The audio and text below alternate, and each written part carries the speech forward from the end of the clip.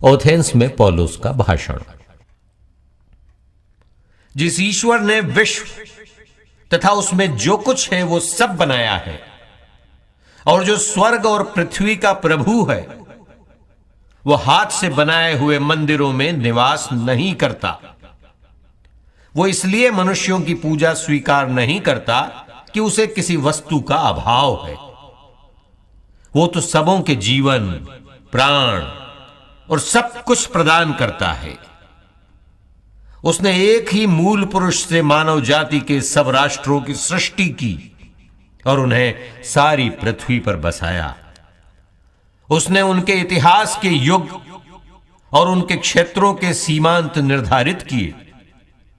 यह इसलिए हुआ कि मनुष्य ईश्वर का अनुसंधान करें और उसे खोजते हुए संभवतः उसे प्राप्त करें।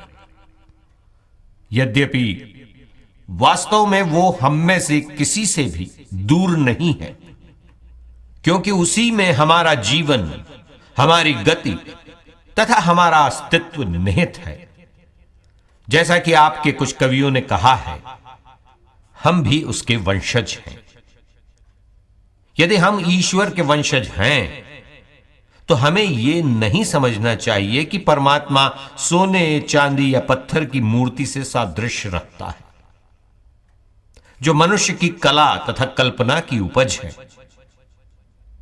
ईश्वर ने अज्ञान के युगों का लेखा लेना नहीं चाहा, परंतु अब उसकी आज्ञा यह है कि सर्वत्र सभी मनुष्य पश्चाताप करें, क्योंकि उसने वो दिन निश्चित किया है जिसमें वो एक पूर्व निर्धारित व्यक्ति द्वारा समस्त संसार का न्यायपूर्वक विचार करेगा। ईश्वर ने उस व्यक्ति को मृतकों में से पुनर्जीवित कर सबों को अपने इस निश्चय का प्रमाण दिया है। मृतकों के पुनरुत्थान की चर्चा सुनते ही कुछ लोगों ने उपहास किया और कुछ लोगों ने यह कहा, इस विषय पर हम फिर कभी आपकी बात सुनेंगे। इसलिए पौलुस उन्हें छोड़कर चला गया।